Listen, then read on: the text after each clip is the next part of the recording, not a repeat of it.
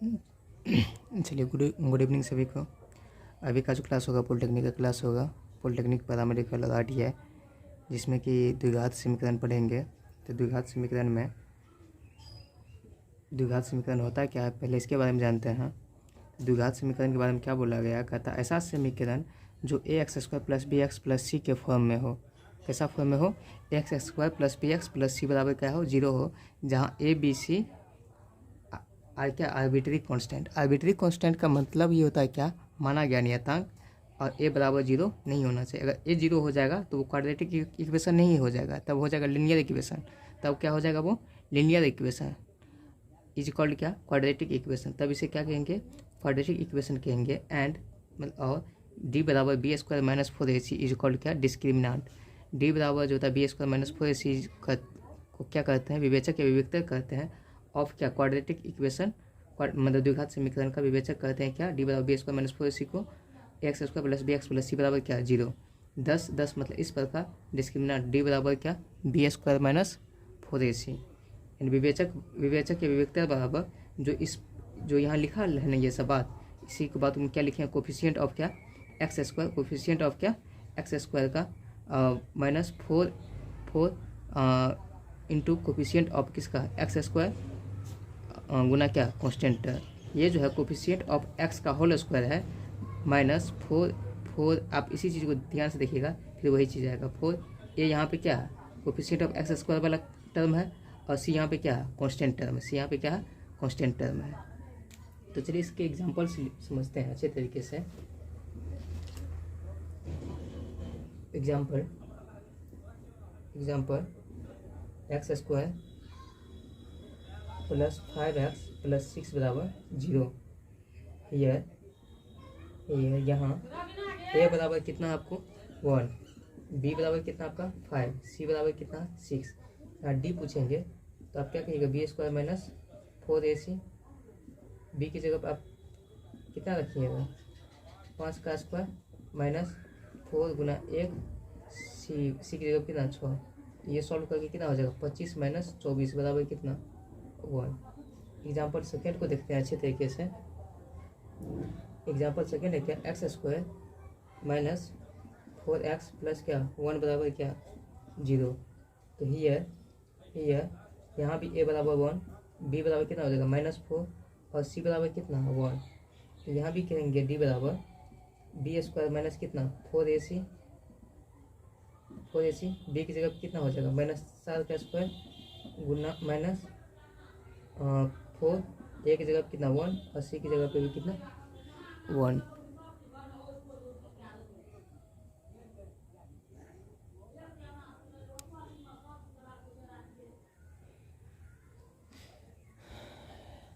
चलिए, लाइन भाग गया था। सी की जगह पे भी कितना? 1। ये कितना हो जाएगा आपको?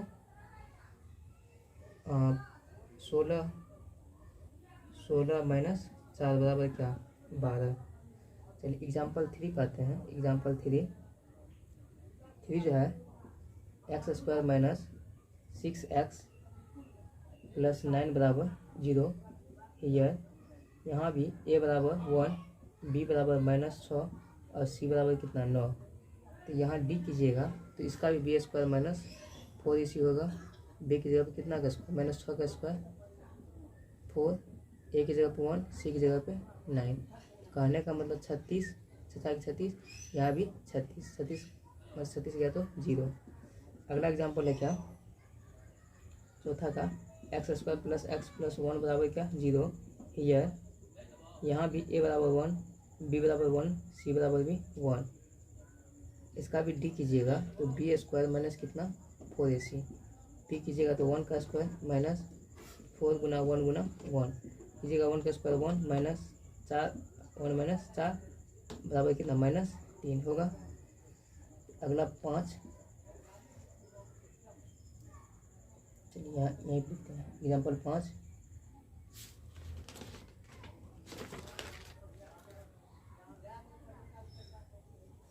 3x square minus 10x plus 3 बराबर 0। हियर a बराबर 3, b बराबर -10, और सी बराबर कितना 3। तो यहाँ भी कीजिएगा डी बराबर बी स्क्वायर माइनस कितना 4ac। बी की जगह कितना हो जाएगा -10 का स्क्वायर माइनस 4 गुना 1 4 गुना 3 4 गुना क्या 1 की जगह कितना 3 सी की जगह पे भी 3 10 का स्क्वायर 100 माइनस यहाँ हो जाएगा 7 के बाद 12 क्या 36 12 36 100 में से ये जाएगा 36। हमको लगता है क्या शायद 64 बचेगा।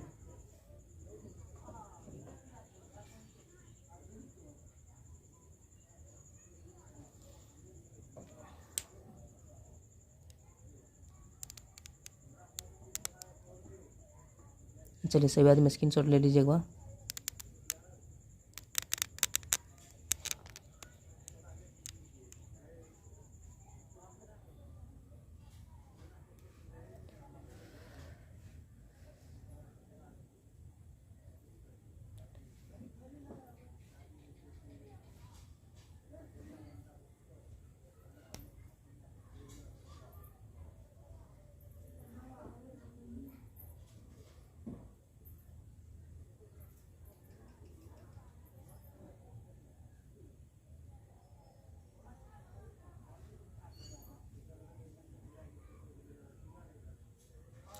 चलिए मिटाते हैं अब।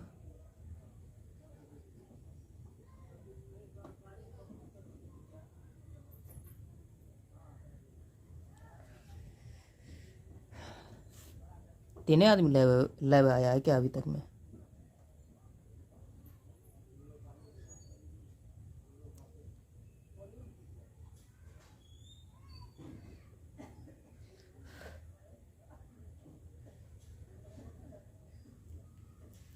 चलिए मिटाएं ऊपर वाला।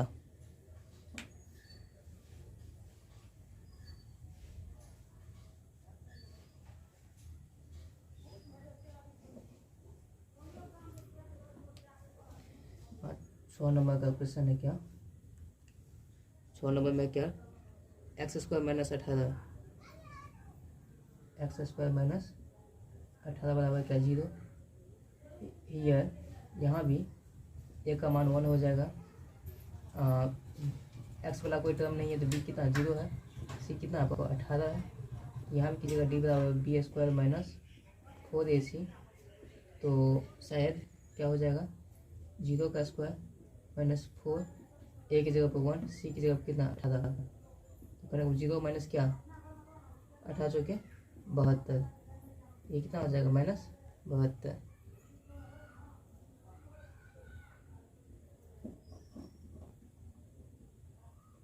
तो सी की जगह पर -18 ना होगा सी की जगह कितना होगा -18।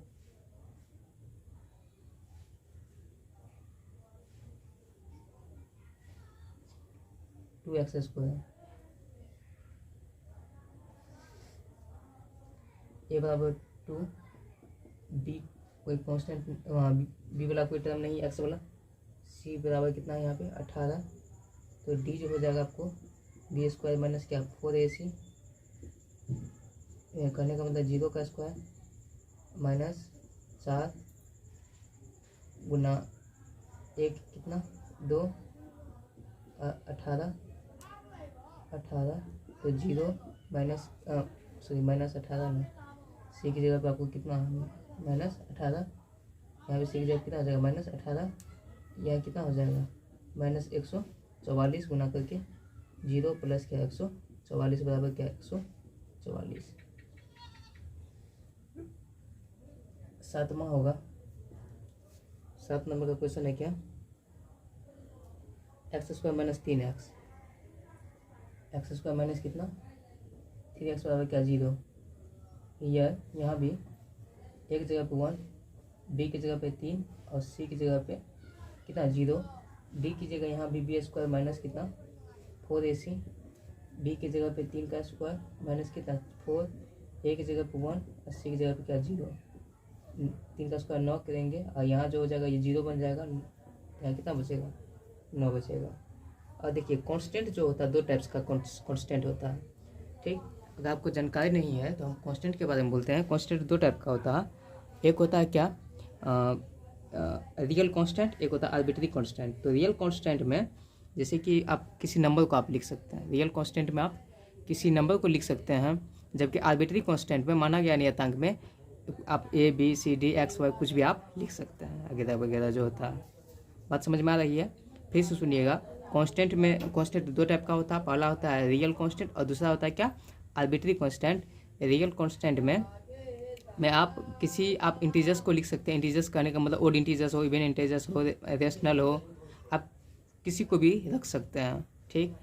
और आप आर्बिट्री कांस्टेंट में आप X Y Z A B C आप कुछ भी रख सकते हैं। चलिए, डाउट क्लियर? अब देखिए, जितना सारा एग्जाम्पल लिखे हैं, एग्जाम्पल बहुत सोच समझ के लिखा गया है। ऐसे नहीं कि एग्जाम्पल कुछ से कुछ लिखा गया, एग्जाम्पल बहुत सोच समझ के लिखा गया है, ठीक। तो देखिए, एक होता है क्या, देखिए आप पहला एग्जाम्पल पे थोड़ा सा विचार कीजिए। अगर डी का मान जीरो से यहाँ क्या है, बड़ा है, जीरो से क्या है, बड़ा है। कहीं कहीं डी का मान देखिए जीरो है, कहीं कहीं डी का मान देखिए, कहीं कहीं आप ये देखिए, कहीं कहीं देखिए ये 1 है ना, ये 1। तो या आप इस चीज़ को अगर आप देखेंगे 1 है, तो 1 में क्या क्या सम्मिलित है, देखिए थोड़ा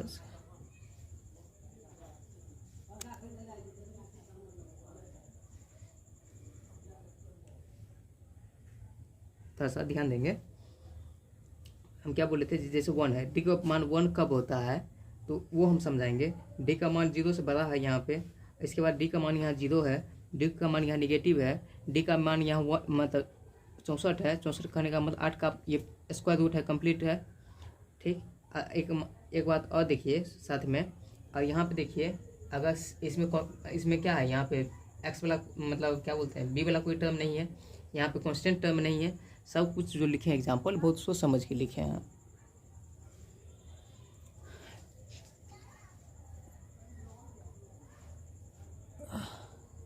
चलिए, सब बाद में स्क्रीनशॉट ले लीजिए, एक बार मिटाते हैं अब।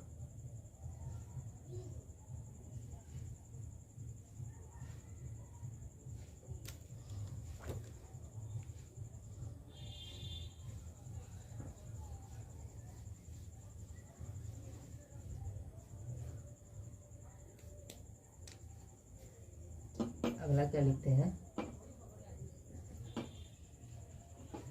Nature of roots of quadratic equation. कहने का मतलब द्विघात समीकरण के मूलों की प्रकृति। द्विघात समीकरण की मूलों की क्या प्रकृति, मूलों की क्या प्रकृति। केस फर्स्ट, पहला केस क्या कहता है, इफ डी का मान 0 से बड़ा हो तो देन रूट्स आर जो होता है वो रियल कहने का मतलब वास्तविक एंड अनइक्वल कहने का मतलब असमान। हाँ, पहला केस हुआ, ठीक। इसके अंदर में 2 केस बनता है, इसके अंदर में कितना, केस फर्स्ट का पहला केस क्या कहता है, इफ डी का मान 0 से बड़ा हो एंड डी बराबर परफेक्ट स्क्वायर हो, PERFECT परफेक्ट स्क्वायर कहने का मतलब पूर्ण वर्ग होता है तो देन रूट्स आर जो होता है, roots are rational and unequal. Rational कहने का मतलब परिमेय तथा अनइक्वल कहने का मतलब असमान। इसी के अंदर के दूसरा पॉइंट क्या कहता है, if D greater than zero but but D बराबर नहीं है, डी बराबर नहीं परफेक्ट स्क्वायर का, परफेक्ट स्क्वायर, परफेक्ट स्क्वायर करने का मतलब पूर्ण वर्ग नहीं है, then roots are irrational. Irrational कहने का मीन्स आपको अपरिमेय, अपरिमेय, अपरिमेय, अपरिमेय तथा अपरिमेय एंड क्या, अपरिमेय क्या, अनइक्वल। अनइक्वल कहने का मतलब असमान, अनइक्वल कहने का मतलब असमान एंड